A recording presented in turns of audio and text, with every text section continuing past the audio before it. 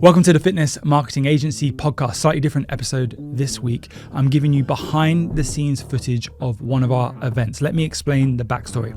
3 times a year, we get all of our clients together and we go to world-class stadiums. And in those stadiums, we present from stage what's working right now to consistently grow and scale your businesses. A number of FMA clients also get up on stage and they literally pull back the curtain and reveal all in terms of what's going on in their business. So this episode is of one of our Dutch clients, Roy Pennings from the Netherlands. His business model is a small group personal training with large group. He's also a Hyrox affiliate. He's doing over €1 million a year, and he literally just pulled back the cover on his business and reveals all. So let's jump into the episode. I understand that everyone's had a long day up until now, so I'm just going to get straight into it. When Ben asked me to present, I've had a thought about what's been working for us mostly in the last year, and I hope to get out of this that some of you will go home and can implement some of these things into your gym as soon as possible. So first of all, I'm going to go to my story. In 2016, I began my first site in Kaatsheuvel. Probably most of you have never heard of it. It's in the south of the Netherlands. I started out as a small PT gym, doing everything by myself. It just started as like a PT studio, which I just did besides my bachelor studies. Then after a couple of years, I moved straight into the new site in Kaatsheuvel, which we still run. We've had this for the last 6 years. And after a year and a half ago, opened the second site in Vught. And these are the 2 sites we currently run. One of the small things I've achieved is in 2019, I got named the best PT of the Netherlands, which was very big for me personally. I think we've all been here. 80 hours of PT every week as the standard. Done it for like 7 to 8 years. And then after 7 to 8 years, I was sick of it. You get burned out, start your days at 7 a.m. in the morning, finish 10 p.m. at night, then rinse and repeat 5 to 6 times, 5 to 6 days a week. And yeah, made a great income, but no spare time. Once you get sick, you don't make any money. If you have a PT that leaves, then that also delivers some problems. So I decided at some point I needed to change something.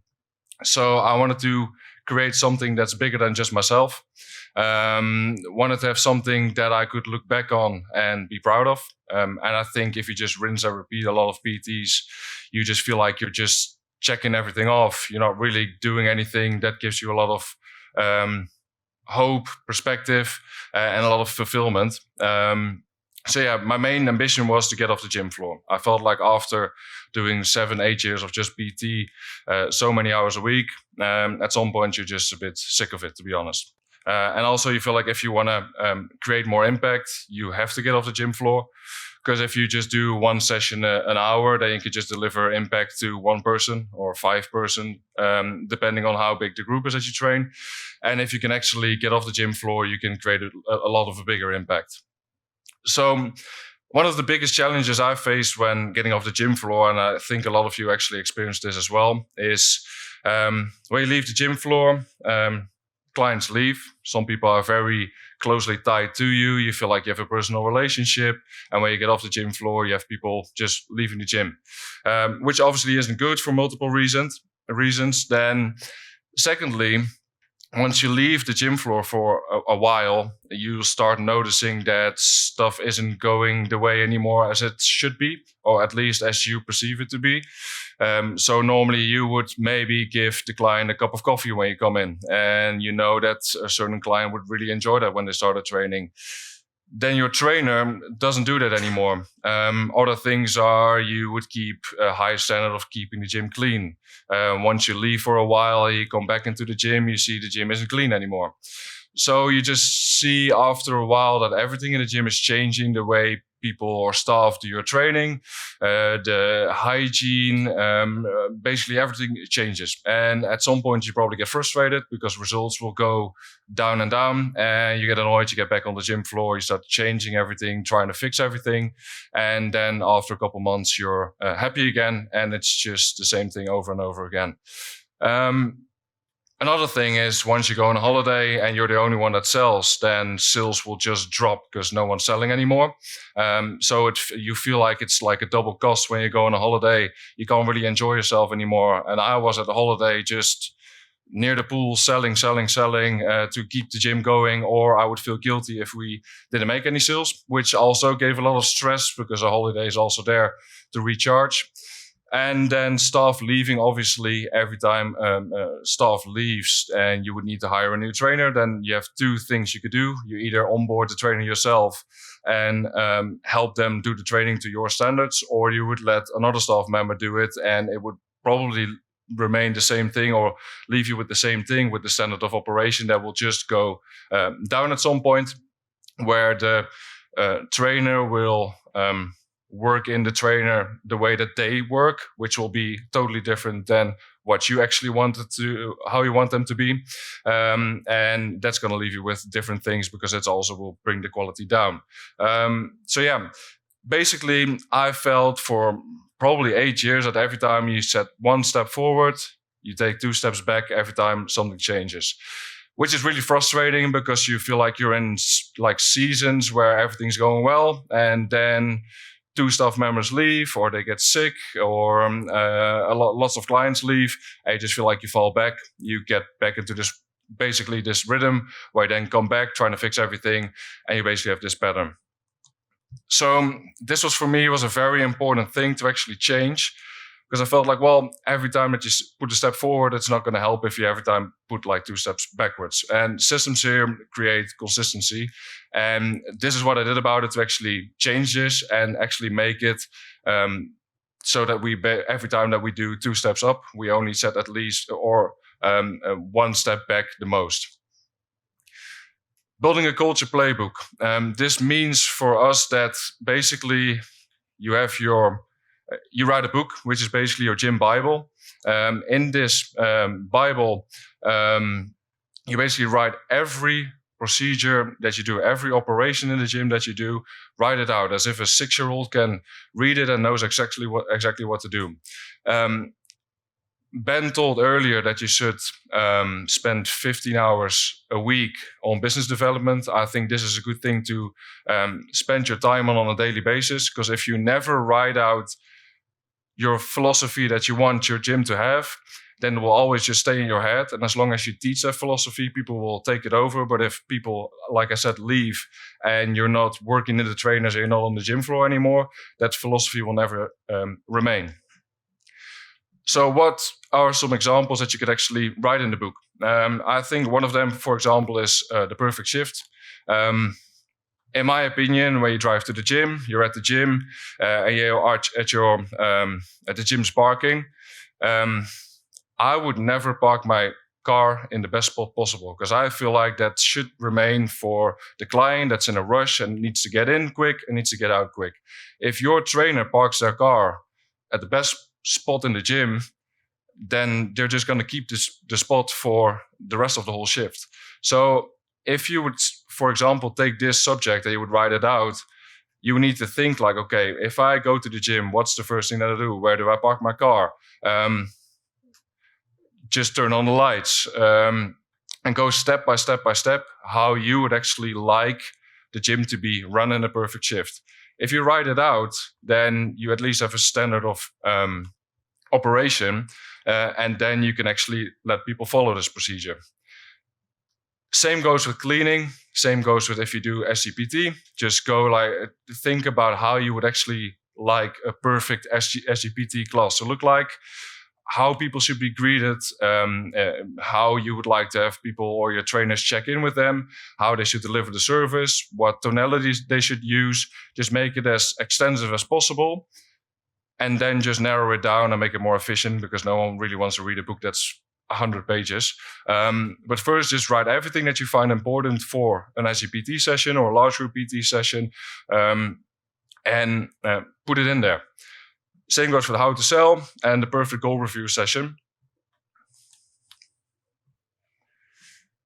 Anytime you get questions from the team, because this is basically what you would like to get out of this, that you'll get in a spot where the team doesn't need you all the time anymore. This is how you get your time back, how you get your energy back. If someone in the team has a question about how they should clean a certain thing or where a certain item for cleaning would be, and it's not in that playbook, write it in there. Every time they ask something about how a scheduling thing or something in the gym software works, write it in the playbook. The further you go, if you do this for about a year, at some point you should get to a spot where you're not needed anymore. You could just, if you get a question for someone in the team, you just say, read the book. And if they read the book, they can just figure it out. And if you keep improving it, then at least you get those steps forward. Because if I would tell the staff member, you should do it this and that way, and then 3 months later, the next trainer could ask the same thing. If staff changes, you have to again teach them everything. So your base level of everything, of every procedure in the business goes up a level every time. Also, it's very important that your team has a say in how this book would look like. Because obviously, if it's all just your thoughts, your opinions, how you see things, you lose the opinion of trainers that actually are in your business every day as well. So I would say every 2 weeks, just put in a meeting, book it in, sit down with your team, and just ask them, what are you missing? What are the things that we should review? What we should do different? Maybe you've had something in your delivery of your workouts which just doesn't work anymore, and one of the trainers found something out that should be better. Change it. This also means that your team will be more critical on the way that you actually deliver the services, and you get better as you go. The biggest advantages, well, you can read them, obviously. I didn't listen to Paul's advice and just put them one by one, so you can just read them all out.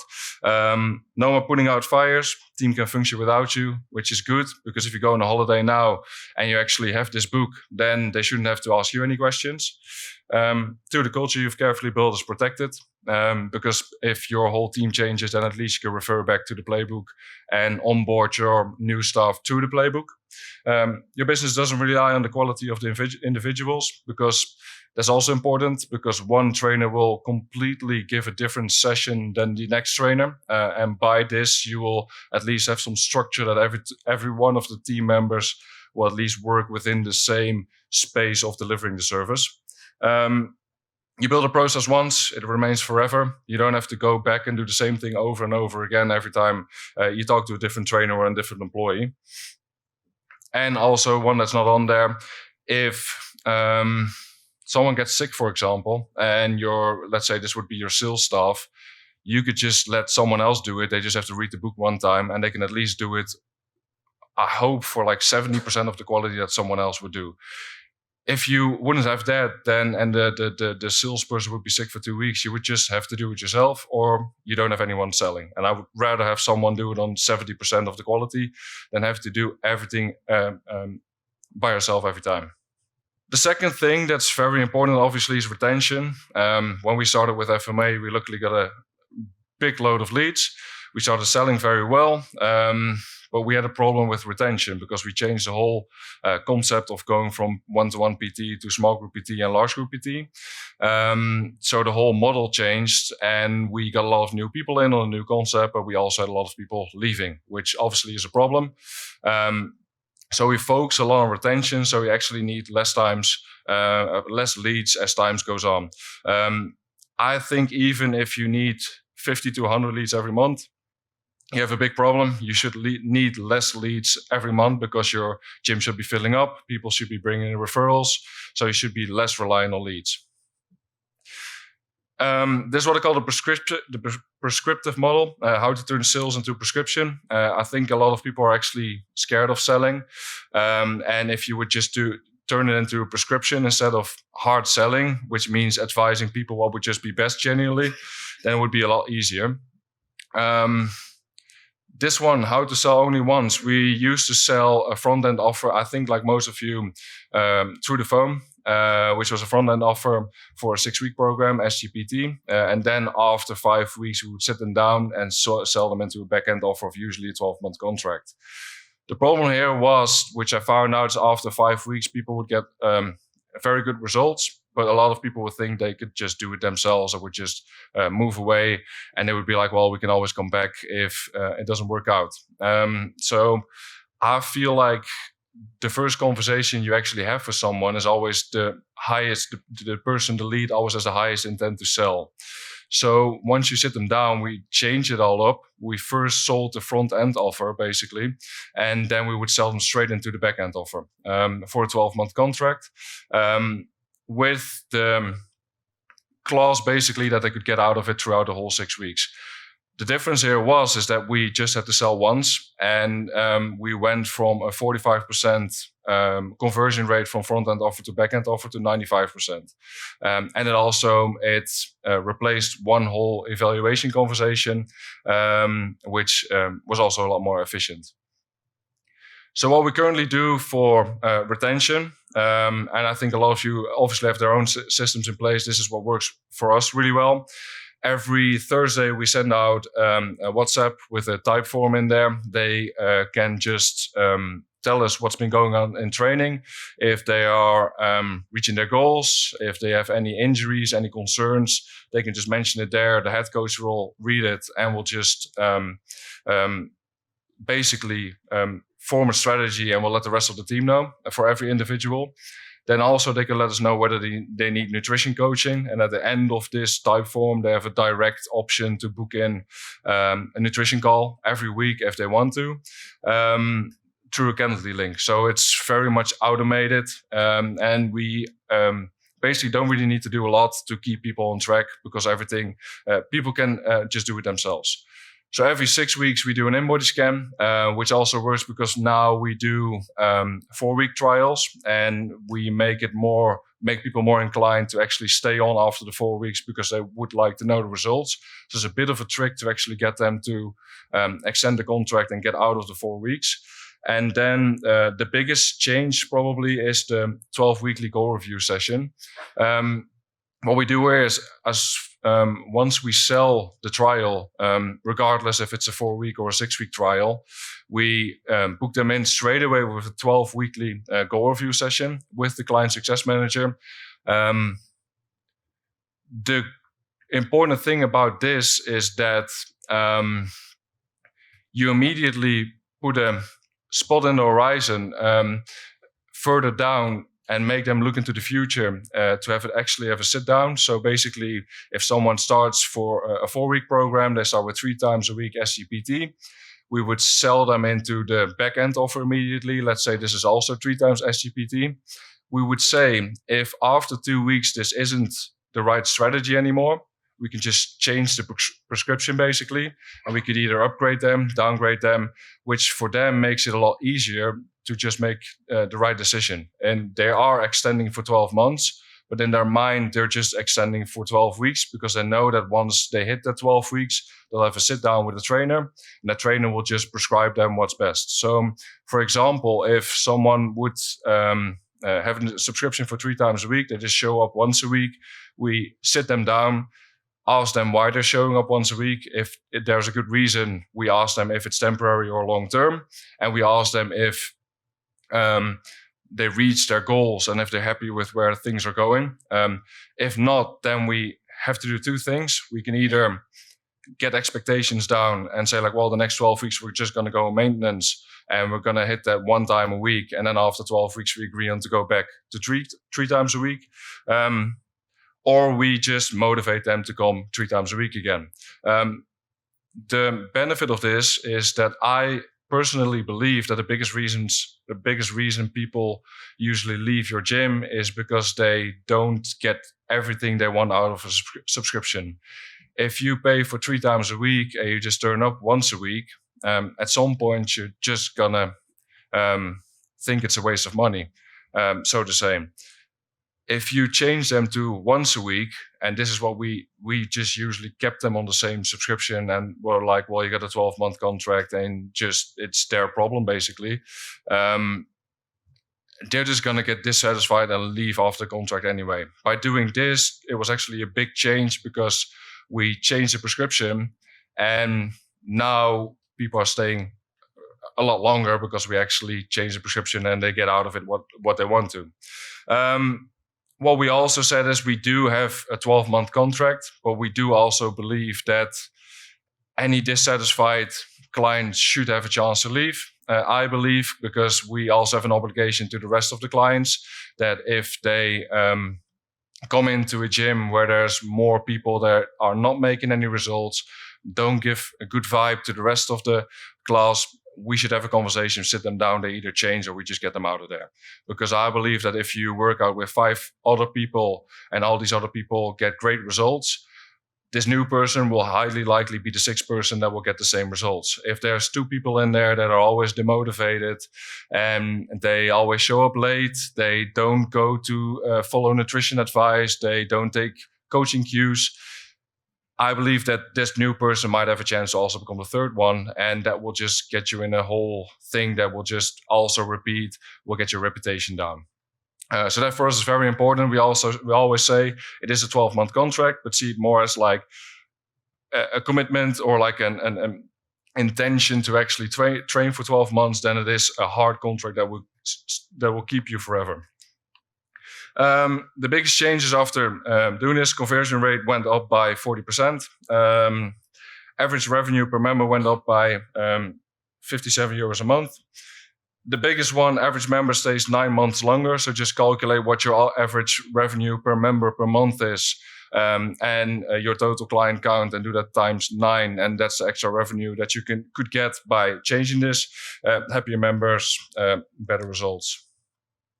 The gym owner wins, so my personal wins basically, can take as much time out of the gym as I'd like without stress. So if I would like to go on a holiday for 4 weeks, then I could take a holiday for 4 weeks now, which is good. Don't need to be available to put out fires. Team knows how to handle situations, which is also good, that you can't expect someone calling up at 9 p.m. that something went wrong in the gym and you have to fix it, which gives you a lot of actual relaxation. No panic when the trainer leaves. I think this is one of my worst stress factors that I had last year, that when a trainer left, who was really good, and you would have to find a new trainer, you would just have to hope that they're good. They would have to find a certain connection with the members, and that the members would stay. This changed the whole thing, because now we can onboard trainers a lot faster, and makes it a lot easier, and that gives you a lot less stress. Improving the culture book yields compounding results. Obviously, every year that you make it better, every month that you make it better, that should raise the bar of your gym standards. And that's it for now. Thank you. Boom. Yes, cool. So we're going to dive straight into Q&A. So what I want you guys all to do is just take 30 seconds, write down like one key takeaway from that talk of what Roy has shared. Like, what's one thing you can take from that talk? We'll put 30 seconds on the clock. And then I also want you to think of a question that you have for Roy. Like, what's something that you want to ask specifically about? Like, do you have that sort of culture book, or, you know, the SOP book, where you kind of write everything through? Is there anything specifically you want to know about that?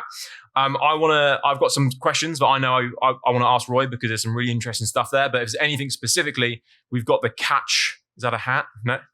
So I saw the hand moving. I thought potentially it was moving upwards. Do we have the catch box as well? Do we have this anywhere? Cool. So if anyone has a question, just raise your hand. We got a question for Liam over there. So Gina, if you can pass the catch box over, we'll move over to Liam and then go from there. Hello. Perfect. Yeah, my question was just with regards to the playbook, like the gym Bible. Do you actually have that as like a paper version at reception, or digital version that they keep on their phones or whatever? And the second part to that is, within that playbook, do you create actual checklists for the team to, like, the opening procedures or the cleaning procedures? Because there's one thing that I battle with in my mind is, I was a fitness manager years ago, and there was paperwork to fill out to say you've done paperwork, and it just did my head in. I've gone to the other extreme where we haven't currently got much paperwork in, apart from our sort of little coaching schedule.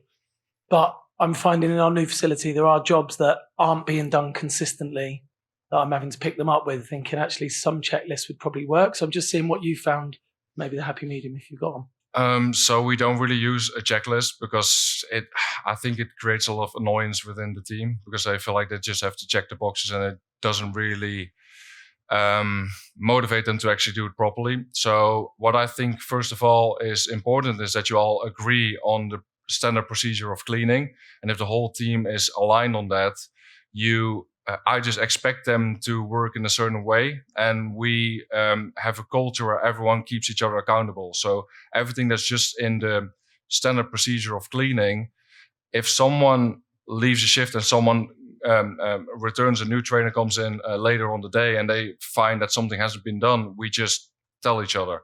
And I feel that's what works for us, at least, because you don't have like a checklist. But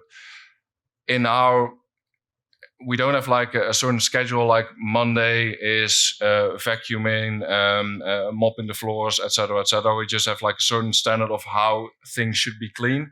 That if somewhere you find dust, you just have to do a certain check around the gym. And if everything checks the cleanliness of the gym, which we agreed upon, then it's fine. If people think it should change, then it should change. And regarding to your first question, we don't have it printed out because I change it so often that you just have to reprint it every time. Sometimes you change the sentence. I'm usually working on this like at least 30 minutes a day, because I feel like if I can get the amount of text smaller and still have the same message, that's going to make it more likely that people will actually follow the theme, because the less text they need to read and the easier I can make it, the more likely they are to follow it. And then also every time that I get a question that's not in the book, I somehow incorporate it into the book. So I would honestly see this for me as the biggest responsibility to do on my day-to-days. So it sounds like on a weekly basis, you're consistently updating the systems in the business. Like you're going back, you're reiterating. If there's a problem that needs to be fixed that's not in there, you're adding it in there, trying to make it as simple as possible so anyone can do this. And something to share with you guys is that I did a podcast with a guy called Jack Thomas. He owns a business called Base Bangkok and a creator of the Fit Guide, which is essentially the Michigan star ranking of the fitness industry. So that's going to be a great episode. But he said to me exactly the same. So he's got 3 locations, 40 staff. And he said exactly the same thing that Roy does in terms of he's consistently updating these SOPs. And he said to me, he was like, I don't know how to open up my own gym now because I haven't done it for years. But if I had to, there is a clear set of instructions of exactly what needs to be done to the T in terms of what lights need to be turned on, what needs to be brought out to the desk, what needs to happen there. And it sounds like you're doing the exact same thing, just replicating that process and making it as simple as possible. Is that correct? Yeah, it's the only reason. Also, I aspire to open a 3rd gym this year in Amsterdam. So once we open that, and if I don't have that book, then you can't really open anything. I would just need to be there again for at least 2 years to teach everyone what my standard of procedures are, what my philosophy is. And then once I'm there for a year or 2 years, then the quality of the other 2 gyms will just drop down and I would just need to go back there. So I feel like it's the only way to actually scale up your gym and create the highest amount of impact in your gym. And your business is on track or projected to hit about that 7-figure mark if everything goes to plan. Like we're looking good to hit that. So an excellent amount of growth. And in January, you made 33 sales with an average yield of 278. Yes. And those people are all committed to 12 months, which is approximately 3,300 euros per customer. So it's over 100,000 in revenue secured. How much did you spend on ads in January, just out of curiosity? 3,000. Okay, cool. So 3,000 euros to get 100,000 back. So cost per acquisition is roughly about 90 euros per sale. Yep. And then that's going to lead on, and the 278 for each sale made, moving into that revenue there. And I want to talk about this process more in terms of, because you're not like, although they are in 12 months, you're not selling them into 12 months. So you've got a 6-week offer. They know that they're signing up for 6 weeks and that's their initial commitment length. But you're just saying to them, at the end of the 6 weeks, if you don't let us know before, you move into the commitment phase. Is that correct? So they know that it's a 6 week. So there is still a front end to back end element. But what you're doing is you're not saying at 6 weeks, we're going to have a meeting to talk about the next steps, essentially. You're just letting it roll through naturally. Yeah. And like I said, it's just 5% of people now that just decide to actually not follow through. But I also feel like, because it's a psychological thing, if you have to resell it to them, it's easier for them to say no. If you've already sold it to them, they have to say no to themselves, basically. Yeah. to get out of it. Like, let's say your front end to back end is working. This is definitely something that you don't have to change this, right? But a thought process here is that let's say you run a front end offer and then you have to have a meeting. Are you technically putting the barrier up for a sale when actually they could just transition into it smoothly? Because now they have to bring it up if they don't want to buy. Whereas you have you're literally bringing a hurdle to the next step for the front end, and you're potentially given an opt out. So again, Nikki has a famous phrase: "Everything works, but nothing works." This is working really well for Roy. It works well for Roisin. If your front end to back end's working, then that's great. But could this be something you experiment with and rotate in?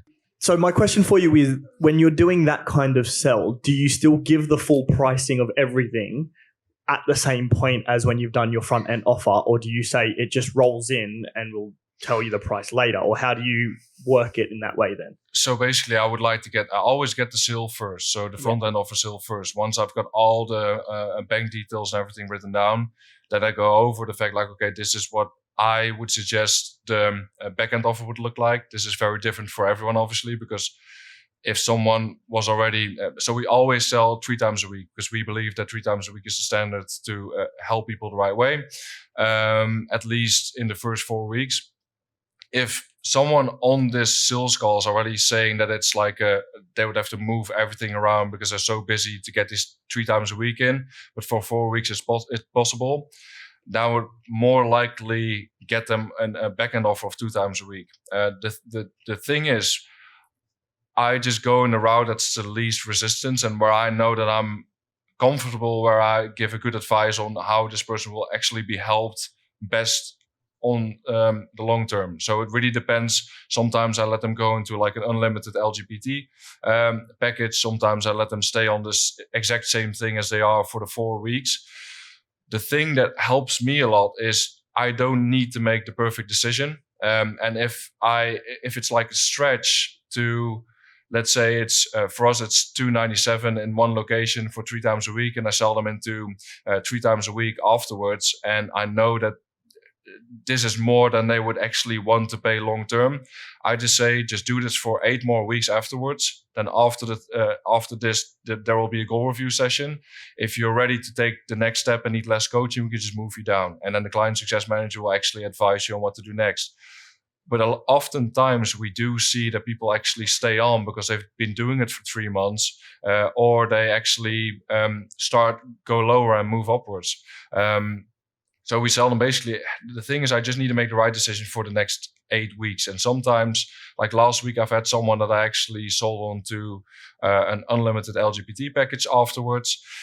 Because she was a very tough close. She's never invested that much into in the gym membership in her whole life. After 3.5 weeks, she basically let one of the trainers know that she would like to move up and go back to basically where she was at, and she upgraded herself. So just make the sale. They just extend them in, and I tell them this is just the subscription where you're going to be at. We're looking to do this for 12 months, but we can just basically change it anytime you would like. So you kind of do it almost as like a term and condition of when you've joined up, this is your program. And part of the terms is we're going to redo it in 12 weeks time. So you're committing to a little bit past this because it's that long-term kind of goal. Yeah, I think the most important thing is that I just like to put the responsibility in the member's shoes, so that we could never be that a client could never come to us and be like, oh, you didn't do A, B, C, and then the thing is that we have the systems in place where they can easily let us know certain things with check-ins and the goal review session, so we actually also have a chance to upsell them, or if necessary to downsell them temporarily, so they at least stay on. Because the main goal that I give to the client success manager, I basically tell them, view yourself as like a doctor that needs to write out a prescription for medicine or physical therapy when someone comes in. And I just want you to genuinely advise them what would be best for them in the next 12 weeks to reach their goal. And if it's going down, go down. If it's upgrading the membership, upgrade the membership, because I believe that he just needs to make sure that the members should stay as happy as possible, because that's going to make them stay the longest. Awesome. So we're going to go ahead and wrap up. If you do have any additional questions, Liam, I saw you had a question there. Feel free to catch Roy at another part of the event or drop him a message and go from there. We're going to move on to the next thing, but can we put our hands together for Roy, please? Thank you very much, man.